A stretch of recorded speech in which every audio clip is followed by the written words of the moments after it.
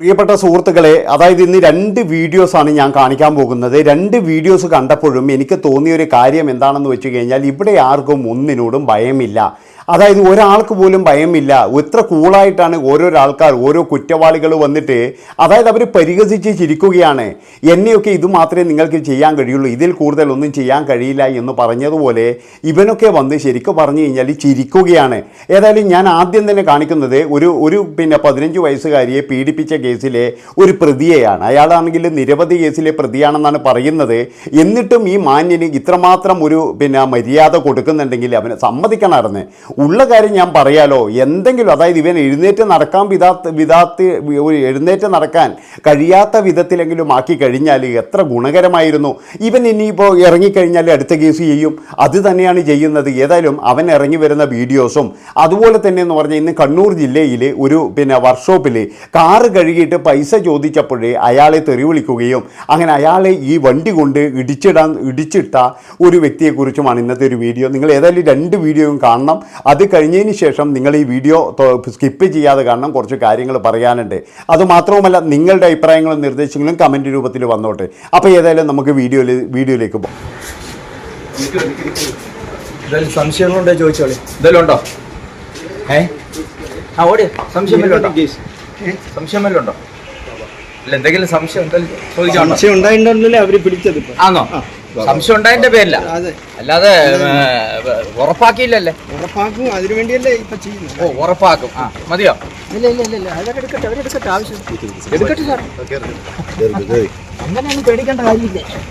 നേരത്തെ നിരവധി കേസുകളിൽ പ്രതിയായിരുന്ന നസീർ, ബൈക്കി നാസർ എന്നറിയപ്പെടുന്ന ആൾ പീഡിപ്പിച്ചതുമായി ബന്ധപ്പെട്ടാണ് ഇപ്പം നമ്മളെ പിടിച്ചിരിക്കുന്നത്. ഇതിന് ശേഷം ഒരു തവണയല്ല, ഒന്നിലധികം തവണ ആ കൊച്ചിനെ പീഡിപ്പിച്ചിട്ടുണ്ട്. അതിനിപ്പോൾ ഇന്നലെ ഇപ്പം വേളിയിൽ നിന്ന് അറസ്റ്റ് ചെയ്തിട്ടുണ്ട്. ഇന്ന് കഴിഞ്ഞപ്പോൾ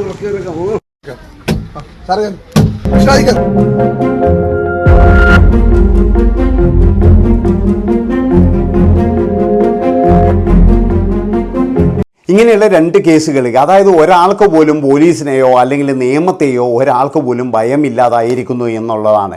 കാരണം എന്താണെന്ന് വെച്ച് കഴിഞ്ഞാൽ ഒന്നും ചെയ്യുന്നില്ല. അതായത് കേസിൽ ഇങ്ങനെ പെടുത്തിക്കൊണ്ട് പോയി കഴിഞ്ഞാൽ ഇവനെയൊക്കെ കുറേ നാൾ ജയിലിലിടും. ഇല്ലെങ്കിലെന്ന് പറഞ്ഞു കഴിഞ്ഞാൽ ഇപ്പോൾ ഈ 2ാമത്തെ കേസിൽ കാണുന്നത് ആ ഒരു പൈസ ചോദിച്ചു എന്നുള്ള ഒരിത് മാത്രമേ ആ ഒരു പാവം വൃദ്ധൻ ചെയ്തിട്ടുള്ളൂ. അയാളെയാണ് വണ്ടി കയറ്റാൻ ശ്രമിച്ചത്, വണ്ടി കയറ്റിയത് എന്നുള്ളതാണ്. അപ്പോൾ ഇവനെയൊക്കെ എന്ന് പറഞ്ഞു കഴിഞ്ഞാൽ ചിലപ്പോൾ പോലീസ് സ്റ്റേഷനിലേക്ക് വിളിച്ചു കൊണ്ട് പോയി കഴിഞ്ഞാൽ അപ്പോഴേക്കും പറഞ്ഞു കഴിഞ്ഞാൽ കോള് വരും.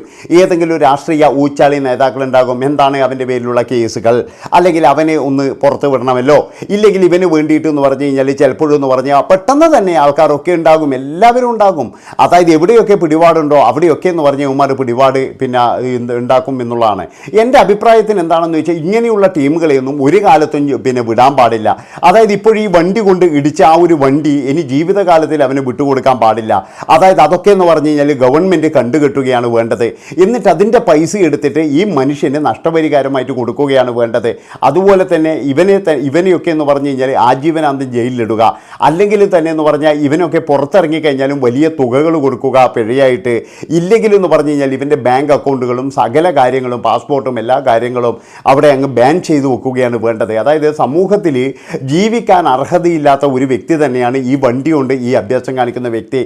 നമ്മളിപ്പോൾ കുറച്ച് ദിവസം മുന്നേ കണ്ട ഒരു കാര്യം ഇതാണ്. അതായത് ചെയ്സ് ചെയ്യുന്നു, മയക്കുമരുന്ന് കേസിലെ പ്രതികളെ ചെയ്സ് ചെയ്തു പിടികൂടുന്നു എന്ന് പറഞ്ഞിട്ട് നമ്മളെല്ലാവരും ഈ ക്യാമറയിലൊക്കെ ഈ രംഗം കണ്ടു. അതായത് പോലീസുകാർ കണ്ണൂരിൽ വെച്ചിട്ട് തളാപ്പ് എന്ന് പറയുന്ന സ്ഥലത്ത് വെച്ചിട്ട് ഇവരെ പിടികൂടുന്നൊക്കെ നമ്മൾ കണ്ടു. പക്ഷെ നിങ്ങളൊരു കാര്യം ആലോചിച്ചിട്ടുണ്ടോ? ആ വഴിയരികിലൂടെ നടന്നു പോകുന്നവർ, അതുപോലെ തന്നെ എന്ന് പറഞ്ഞു കഴിഞ്ഞാൽ സ്ത്രീകളും കുട്ടികളൊക്കെ എന്ന് പറഞ്ഞാൽ സ്കൂട്ടറിൽ പോകുന്നുണ്ട്. ഇവർക്കൊക്കെ എന്തെങ്കിലും സംഭവിച്ചിട്ടുണ്ടെങ്കിൽ നിങ്ങളൊന്ന് ആലോചിച്ചിട്ടുണ്ടോ? അതായത് ഇങ്ങനെ ചെയ്സ് ചെയ്തു പിടികൂടുമ്പോഴൊക്കെ ഈ ഇങ്ങനെയുള്ള അതായത് നാളെ തന്നെ ജാമ്യം കൊടുത്ത് വിടാനുള്ള, അല്ലെങ്കിൽ നാളെ തന്നെ എന്ന് പറഞ്ഞു കഴിഞ്ഞാൽ എന്താ പറയേണ്ടത്, ചിലപ്പോഴെന്ന് പറഞ്ഞാൽ അവൻ്റെ കയ്യിൽ ചെറിയ ഗ്രാമേ ഉണ്ടാവുള്ളൂ എന്നൊക്കെ കരുതുന്ന ഇങ്ങനെയുള്ള ടീമുകളെ ഓടിച്ചിട്ട് പിടിച്ചിട്ടുണ്ടെങ്കിൽ ഒന്നുകിലെന്ന് പറഞ്ഞ് ഇവന്മാരങ്ങ് തീർത്ത് കളയണം. ഇല്ലെങ്കിൽ ഇവന്മാരെ രക്ഷപ്പെടാൻ ശ്രമിക്കുന്നതിനിടയിൽ വണ്ടി മറഞ്ഞു എന്നെങ്കിലും ആക്കണം. അങ്ങനെ എന്തെങ്കിലും ചെയ്തിട്ട് ഇവന്മാരുടെ കയ്യോ കാലോ തല്ലു ഓടിച്ച് വിട്ട് ഇങ്ങനെ കയ്യോ കാലോ എന്തെങ്കിലും ചെയ്ത് വിട്ട് കഴിഞ്ഞാൽ തന്നെ കുറച്ചെങ്കിലും ഒരു സമാധാനം ഉണ്ടാകുമെന്നുള്ളതാണ്. അല്ലാതെ ഇവരെ ഇങ്ങനെ ചെയ്സ് ചെയ്ത് കഴിഞ്ഞാൽ മറ്റുള്ളവർക്കുണ്ടാകുന്ന ബുദ്ധി ബുദ്ധിമുട്ടുകൾ, അവരുടെ ജീവനുണ്ടാകുന്ന പ്രശ്നങ്ങൾ, ഇതൊക്കെ അറിയാതെ അവന്മാർ ഇങ്ങനെ പിടികൂടരുത് എന്നാണ് എനിക്ക് അഭ്യർത്ഥിക്കാനുള്ളത്. കാരണം ഒരുപാട് പേര് വഴിയരികിലൂടെ നടന്നു പോകുന്നവരാണ്. അതുപോലെ തന്നെ എന്ന് പറഞ്ഞാൽ പല പ്രതീക്ഷകളുമായിട്ട് നടക്കുന്നവരുണ്ട്, പല ജോലികൾക്കും വേണ്ടിയിട്ട് വീട്ടിലെ കാര്യം ആലോചിച്ച് നടക്കുന്നവരുണ്ട്. അവരെയൊന്നും, ഈ നിരപരാധികളെയൊന്നും നിങ്ങളുടെ ഈ കാര്യം കൊണ്ടൊന്നും ചെയ്തു തരുത്. പിന്നെന്ന് പറഞ്ഞു കഴിഞ്ഞാൽ അടുത്തതെന്ന് പറഞ്ഞാൽ നാസർ എന്ന് പറയുന്ന 51 വയസ്സുകാരനെ പിടിച്ചത്, അയാൾ എന്ന് പറയുന്നത് ഒരുപാട് കേസിൽ പ്രതിയാണെന്നാണ് പറയുന്നത്. എന്നിട്ടും അവൻ ചോദിക്കുകയാണ്, നിങ്ങൾക്ക് എന്തെങ്കിലും സംശയമുണ്ടോ, ഞാൻ എന്താ ചെയ്തതെന്ന് സംശയമുണ്ടോ, അതുപോലെ തന്നെ പിന്നെ എൻ്റെ എല്ലാ കാര്യങ്ങളും എടുത്തോളൂ എന്ന് പറഞ്ഞിട്ട് ഇവൻ ഫോട്ടോയ്ക്ക് പോലും ഫോഴ്സ് ചെയ്ത് കൊടുക്കുകയാണ്. അങ്ങനെയുള്ള ഒരു വ്യക്തിയാണ് ഇവൻ. ഇവനെയൊക്കെ ശരിക്കും പറഞ്ഞു കഴിഞ്ഞാൽ ഇങ്ങനെ സംസാരിക്കാനുള്ള ആ ഒരു ഇട ഉണ്ടാക്കരുതായിരുന്നു. ഇവനൊക്കെ എന്ന് പറഞ്ഞാൽ ശരിക്കും കൊഞ്ഞനം കുത്തുകയാണ് ചെയ്യുന്നത്. നമ്മൾ പൊതുജനങ്ങളുടെയും അല്ലെങ്കിൽ മറ്റുള്ളവരെയൊക്കെ മുഖത്ത് നോക്കിയിട്ട് കൊഞ്ഞനം കുത്തുന്ന ഒരു ഏർപ്പാടാണ് ഇവനൊക്കെ ചെയ്തിരിക്കുന്നത്. ഇവനെയൊക്കെ എന്ന് പറഞ്ഞു കഴിഞ്ഞാൽ ഒന്നിക്കലെന്ന് പറഞ്ഞു കഴിഞ്ഞാൽ നിയമത്തിൻ്റെ മുന്നിൽ കൊണ്ടുവന്നു കഴിഞ്ഞാൽ ഇവന് ജാമ്യം കൊടുക്കാതെയോ അല്ലെങ്കിൽ ആജീവനാന്തം ഇത്രയും കേസുള്ള ഒരു വ്യക്തിനെ പുറത്തോട്ട് ഇറക്കിയിട്ട് വല്ല കാര്യമുണ്ടോ? അവനിനിയിപ്പം നമ്മൾ ചെല്ലിനും ചെലവിനും കൊടുത്താലും അവൻ്റെ ശല്യം ഉണ്ടാവില്ലല്ലോ. ഇനി ഇപ്പോഴെന്ന് പറഞ്ഞാൽ അവൻ ഇറങ്ങി വന്നു കഴിഞ്ഞാൽ അവന് വീണ്ടും ഒരു കേസാകും, അങ്ങനെ വീണ്ടും ഇവനകത്തു പോകും. ഇവൻ്റെയൊക്കെ തൊഴിൽ എന്ന് പറഞ്ഞു കഴിഞ്ഞാൽ ഇത് തന്നെയാണ്, അകത്തു പോകുക അല്ലെങ്കിൽ വരിക എന്നുള്ളത്. അതുപോലെ തന്നെയാണ് ഈ പറയുന്ന ഈ ഒരു പിന്നെ എന്താ പറയേണ്ടത്, ഈ ഒരു വണ്ടി കയറ്റിയ ഒരു കേസ്, അവനെയും അതേപോലെ തന്നെയാണ്. അവനിപ്പോഴെന്ന് പറഞ്ഞാൽ അറസ്റ്റ് ചെയ്യും. അത് കഴിഞ്ഞെന്ന് പറഞ്ഞു കഴിഞ്ഞാൽ അപ്പോഴേക്കെന്ന് പറഞ്ഞാൽ വിളി വരും, നേതാക്കന്മാർ വിളിക്കും. കാരണം അവൻ്റെ ആ ഒരു വണ്ടീൻ്റെ പവറും കാര്യങ്ങളും അതുപോലെ അവൻ്റെ ധൈര്യവും എല്ലാം കണ്ടാൽ നമുക്കറിയാം. ഇവൻ്റെയൊക്കെ പുറകിലെന്ന് പറഞ്ഞു കഴിഞ്ഞാൽ നല്ല ഒരു ഗ്യാങ് ഉണ്ട്, ഇല്ലെങ്കിൽ നല്ല പവറുള്ള കുറേ ആൾക്കാരുണ്ട്.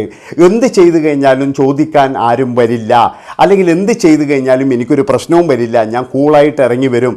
ഇപ്പോഴാ പാവപ്പെട്ട ഒരു മനുഷ്യൻ, അയാൾ ജീവിക്കാൻ വേണ്ടിയിട്ടായിരിക്കും ആ തൊഴിൽ ചെയ്യുന്നത്. ആ ഒരു മനുഷ്യൻ എന്ന് പറഞ്ഞു കഴിഞ്ഞാൽ ഇനി ആയുഷ്കാലം എത്ര കാലം ഇനി അയാൾ ചിലപ്പോൾ ആശുപത്രിയിൽ കിടക്കേണ്ടി വരും, ചിലപ്പോൾ അയാളുടെ ജീവന് ഇനി എന്തെങ്കിലും പ്രശ്നമുണ്ടോ എന്ന് തന്നെ അറിയില്ല. അതുകൊണ്ടാണ് ഞാൻ പറയുന്നത്, ഈ വണ്ടി നാളെ തന്നെ കസ്റ്റഡിയിൽ എടുത്തിട്ട് നാളെ തന്നെ കച്ചവടം ചെയ്തിട്ട് ആ പൈസ മുഴുവൻ എന്ന് പറഞ്ഞു കഴിഞ്ഞാൽ ഇൻഷൂർ വരാനൊന്നും കാത്തിരിക്കണ്ട, ആ പൈസ മുഴുവൻ എന്ന് പറഞ്ഞു കഴിഞ്ഞാൽ ഈ പിന്നെ എന്താ പറയണ്ടത് ഇയാൾക്ക് കൊടുക്കുക, ഇല്ലെങ്കിൽ JCB വെച്ചിട്ട് ആ വണ്ടി തല്ലിപ്പൊട്ടിച്ചിട്ട് അത് ആക്രിയാക്കിയിട്ട് വിൽക്കുക. അത് മാത്രമേ ചെയ്യാൻ പാടുള്ളൂ. അല്ലാതെ ഒരു കാരണവശാലും ഇവനൊന്നും ഇനി വണ്ടിയും എടുത്ത് റോഡിലൂടെ ഇറങ്ങാൻ പാടില്ല. റോഡിലൂടെ ഇറങ്ങിക്കഴിഞ്ഞാൽ ഒരുപാട് അനർത്ഥങ്ങൾ ഇനിയും ഉണ്ടാകും. ഇവനൊക്കെ എന്ന് പറഞ്ഞാൽ യാതൊരു കണ്ണുചോരയും ഇല്ലാത്ത, ഇല്ലെങ്കിൽ എന്തെങ്കിലും മദ്യമോ ഇല്ലെങ്കിൽ ലഹരിയോ എന്തോ ഉപയോഗിച്ചിട്ടാണ് വരുന്നത്. അതുകൊണ്ട് ഞാൻ പറയുകയാണ്, എൻ്റെ പൊന്നു മക്കളെ, ഈ റോഡ് സൈഡിലൂടെയൊക്കെ നടക്കുമ്പോൾ വളരെയധികം സൂക്ഷിച്ചോ. അതായത് നമ്മളൊക്കെ തിരിച്ച് വന്നാൽ വന്നു എന്നുള്ളതാണ്. ഒരു ഇതുമില്ലാതെ, ഒരു കെയറിങ്ങും ഇല്ലാത്ത ഡ്രൈവിങ്ങും കാര്യങ്ങളും ആൾക്കാരും ഒക്കെയാണ്. എല്ലാം ഇപ്പോഴെന്ന് പറഞ്ഞാൽ കേരളത്തിൽ നടക്കുന്ന ഒരു കോമഡിയാണ്. മൊത്തത്തിലൊരു കോമഡി സിനിമ കാണുന്ന പോലെയാണ് എനിക്ക് തോന്നുന്നത്. അപ്പോൾ ഇത്രയും പറഞ്ഞുകൊണ്ട് നിങ്ങളുടെ അഭിപ്രായങ്ങളും നിർദ്ദേശങ്ങളും തീർച്ചയായിട്ടും നിങ്ങൾ രേഖപ്പെടുത്തണം. നന്ദി, നമസ്കാരം. സംശയങ്ങളുണ്ടോ ചോദിച്ചോളി. എന്തെങ്കിലും ഉണ്ടോ? ഓടിയ സംശയം വല്ലതും ഉണ്ടോ?